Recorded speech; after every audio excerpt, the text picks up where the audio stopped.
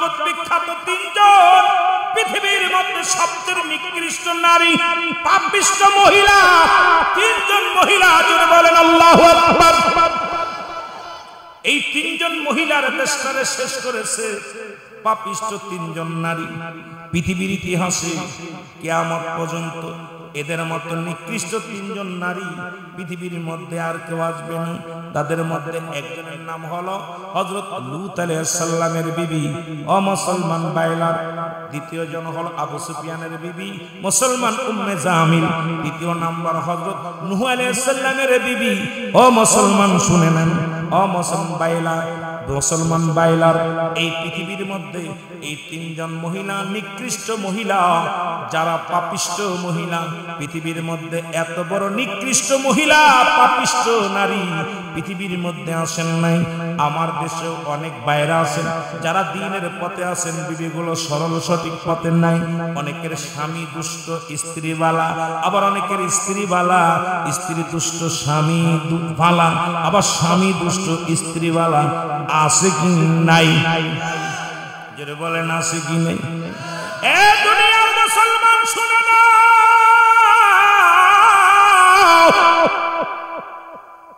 এই কথাগুলো যেহেতু পল্লী এলাকা কিছু জানাইতে হবে রে বাবা। অনেকদিন আলোচনা করা লাগবে, মৃত্যুবার্ষিকীর আলোচনা তো আছে, রাসূলের আলোচনা শিক্ষণীয় বিষয় কিছু বলা লাগবে, যুবকদেরও কিছু বলা লাগবে। সমাজ জাতিকে বাঁচাইতে হবে।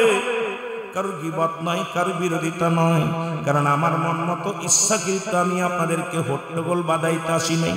মুসলমান এখন ওয়াজের মঞ্চ নাই, ওয়াজের মঞ্চে শুধু মারামারি হট্টগোল, এ ওর বিরোধিতা করা কুকুরের মতো কামড়া কামড়ি। রাসূল তো নিজেই বলছে বাল হুয়া কেলাব, এই দুনিয়াটা পচা দুর্গন্ধ মরি। মানুষের চরিত্র হলো কুকুরের চরিত্র। কুকুর যেমন একটা কুকুরকে সহ্য করতে পারে না, মানুষ এখন হায়না চরিত্র হয়ে গেছে। এখন সুন্নিরা কামড়া কামড়ি, বাতিলেরা কামড়া কামড়ি, সাধারণ পাবলিক আছে বড় বিপদের মধ্যে। জোরে বলেন ঠিক কি না? এ মুসলমান শুনে নেন, আমি আগেই বলেছি আমি জাননেওয়ালা না বন্নেওয়ালা না। এর লূত আলাইহিস সালামের জামানায় আমার আল্লাহ গজব দিয়েছিল, আমাদের গজব দিবে। কারণ মুসলমান আমি জাহিলা জামানা শুনেছিলাম গো, ওই জামানায় কবরে জিনা হয়েছিল মৃত্যু মানুষের সঙ্গে। আর বর্তমান জামানায় আপনাদের চট্টগ্রাম মেডিকেল কলেজ হাসপাতালে হয় জিনা, ঢাকা মেডিকেল কলেজ হাসপাতালে হয় জিনা, মর্গে জিনা হয়। আজকে বাংলার জমিনে এত পাপ হয়। আমি এই জন্য কথাটা বলেই যেতে হবে, বাঁচাইতে হবে জাতিকে, সমাজকে বাঁচাইতে হবে। ও জাতি জাগো জাগো, আর ঘুমানোর সময় নাই। নাই নবীর জামানায় ছিল মুনাফিকেরা আল্লাহ কামিনান নাস, মানুষের মধ্যে মায়া করলে তারা বলবে আমান্না, তারা ঈমান আনছে বিল্লাহি আল্লাহর প্রতি, অবিল আখিরাতের প্রতি বিশ্বাস স্থাপন করছে। মা কুম্মি মুমিনিন, আল্লাহ কায় হাবিব রে, আপনার কদমের মধ্যে একদল বেঈমানের দলেরা যাবে, ঈমানদার বলে দাবি করবে। আপনাদের মধ্যেও কিছু আছে ও মুসলমান শুনে নেন, তত বাংলাদেশের মধ্যে এইরকম মুনাফিকের অভাব নাই, আর এই কাজ্জাবের দলের অভাব নাই। আল্লাহ দয়া করে আমাদের যদি দয়া করে তাহলে ধন্য, নয়তো গজব থেকে বাঁচা সম্ভব না। ঢাকা মেডিকেলে দেখা যায় গলায় দড়ি নিয়ে মারা গেছে, আলামত হলো জিনা। বিষ খেয়ে মারা গেছে, আলামত হলো জিনা। আশ্চর্য হয়ে গেলেন, ঘটনাটা কি?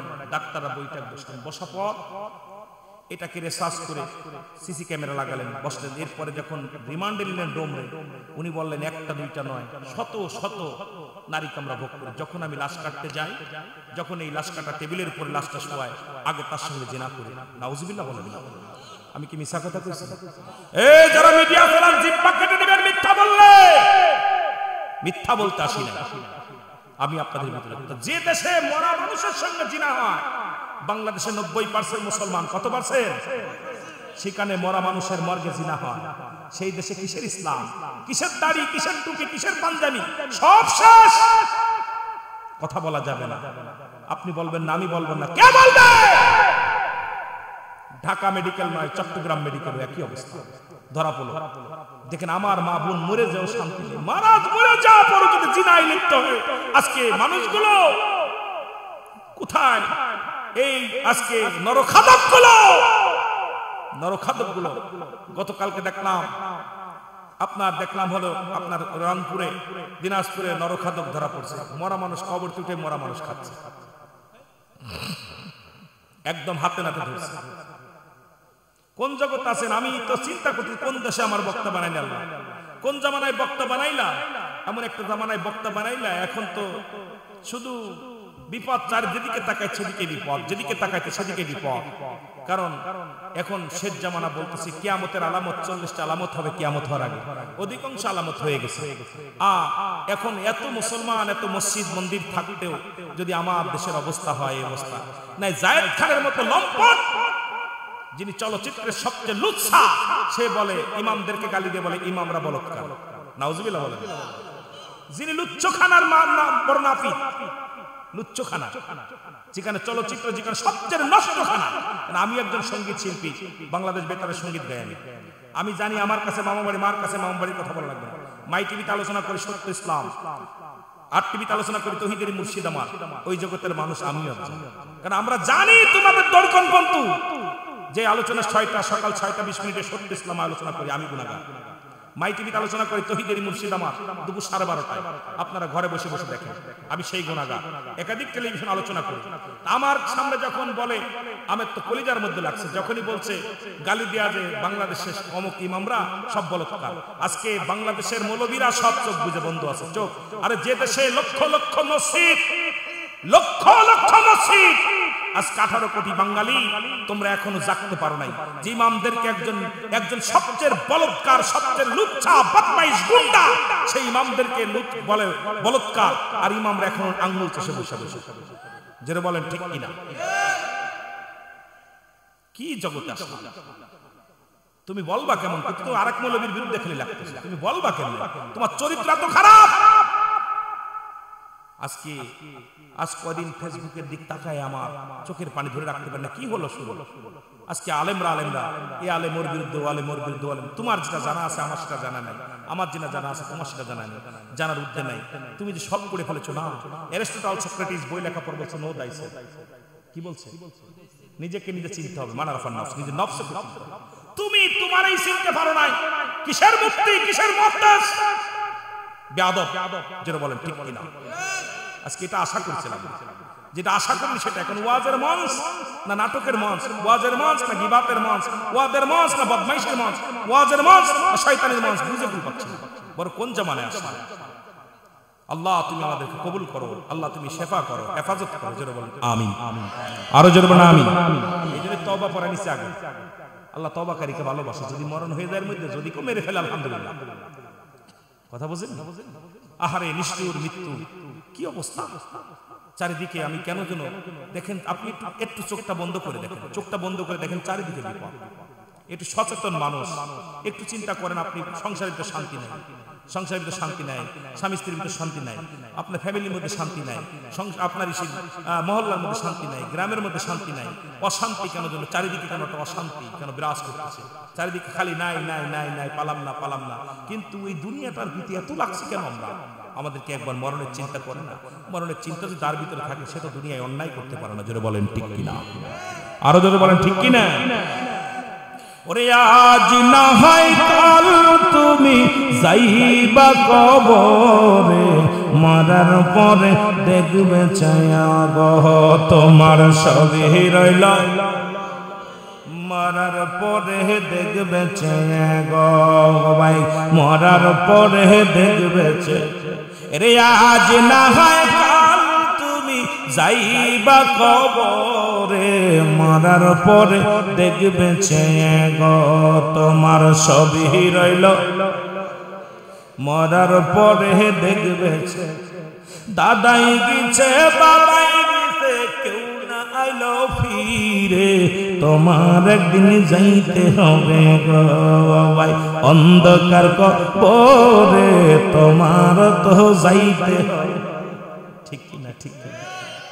কেন বলতে জানেন? আজকে কবরবাসীর স্মরণের মাহফিল, এই জন্য আমারও যেতে হবে। আমি যতই বাটপারি করি, বাঁচা সম্ভব। মানুষের 1 নাম্বার বিপদ কবর, মরণ, 2 নাম্বার কবর, 3 নাম্বার কিয়ামতের ময়দান। কোনটা থেকে কোনটা বাঁচবে? আমার বাবারা গভীর মনোযোগ, যে কথা বলতেছিলাম দরদি বন্ধু, আমি জরিপ করে দেখলাম এই বাংলার জমিনে কিছু জরিপ করে দেখলাম। জরিপটা হলো, গেলাম বৃদ্ধ আশ্রমে, দেখলাম অধিকাংশ শিক্ষিত মানুষের বাবা মাই বৃদ্ধ আশ্রমে। বলেন ঠিক কিনা? জরিপ করে দেখলাম পৃথিবীর মধ্যে ফেতনা ফাসাদ বাঁধাচ্ছে শিক্ষিত মানুষই বেশি। জোরে বলেন ঠিক কিনা? ফেতনা যত আছে এই শিক্ষিত সমাজ, মা বাবারে কষ্ট দিতেছে শিক্ষিত সমাজ।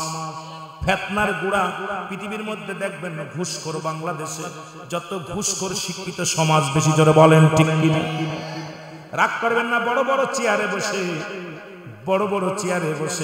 বসে রাতের অন্ধকারে লক্ষ লক্ষ টাকা ঘুষ খায়। আমার মতো অশিক্ষিত মানুষ নয়, আপনার মতো দাড়িওয়ালা টুপিওয়ালা নয়, বড় বড় ডিগ্রি নিয়ে, বড় বড় বিদেশ থেকে ডিগ্রি নিয়ে সুদ খায়, ঘুষ খায়। ম্যাপ করে দেখলাম বাংলার জমিনে বড় বড় শিক্ষিতরাই ঘুষের মধ্যে বেশি। জোরে জোরে বলেন ঠিক কিনা? আমি কি মিছা কথা বলছি? চেয়ার আপনার কাছে, আমরা তো কর্মচারী।